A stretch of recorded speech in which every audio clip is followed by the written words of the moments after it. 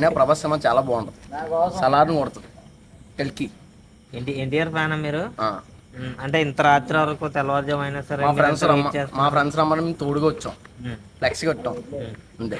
అంటే మరి కాసేపట్లో రిలీజ్ అవబోతుంది కదా, భారీ ఎత్తున ఉంటుంది కల్కి. ఏ విధంగా భారీ ఎత్తున అంటే ఎటువంటి ఎక్స్పెక్టేషన్స్ ఉన్నాయి మీకు? సినిమా బాగుంటుందండి.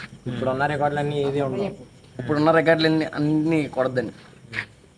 అంటే ఇది ఒక ప్లాన్ లో భాగం అని కొంతమంది అంటున్నారు. అంటే హిందీ నుంచి అమితాబ్ బచ్చన్ ని, తమిళ నుంచి కమల్ హాసన్ ని, తెలుగులో ఇది అంటే ఒక డబ్బులు రాబట్టే స్టంట్ ఇది అని కొంతమంది. అదేం లేదమ్మా, దానికోసం కాదు, మనోడు తీయడం తీసాడు.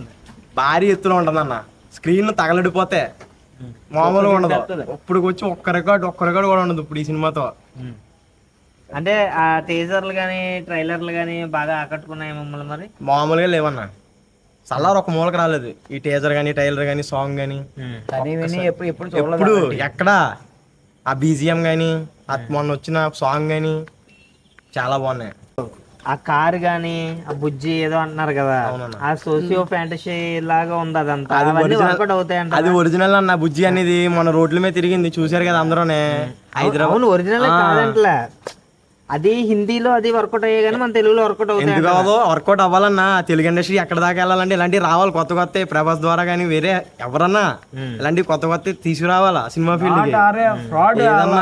అంటే తెలుగు సినిమాకి అన్ని 100 కోట్లు పెట్టడం ఫస్ట్ టైం కదన్నా.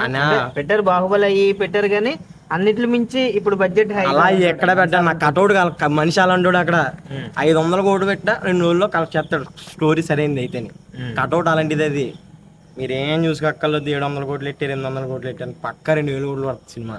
బాహుబలి రికార్డు పోద్ది. బాహుబలి రికార్డ్ పోద్ది అంటారా? పక్క కల్కి రికార్డులే మళ్ళీ ఆ రికార్డు పోగొట్టడానికి ఈడే వస్తాడు.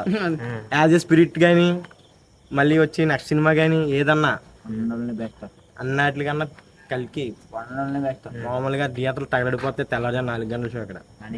ఏంటి అది ఏదో డైలాగ్ ఏదో రాశారండి. అది రికార్డ్స్ చూసుకో, ఇప్పుడు వచ్చి ఏ ఫైట్ ఊడిపోలేదు, ఇది కూడా ఊడిపోడు. సలార్ కంటే డబల్ ఉంటుంది అంటారా? అంటే చాలా పెద్ద పెద్ద వాళ్ళందరూ యాక్ట్ చేస్తున్నారు కదన్నా. అమితాబ్ బచ్చన్ గారు కానీ, కమల్ హాసన్ గారు కానీ, అంటే వీళ్ళందరూ ఫస్ట్ టైం కదా, వీళ్ళందరూ కలిసి పాన్ ఇండియా దీపికా పదుకొనే కానీ, అంటే వీళ్ళని చూసేనే సూపర్ హిట్ అవుతుంది అనుకుంటున్నారు సినిమా.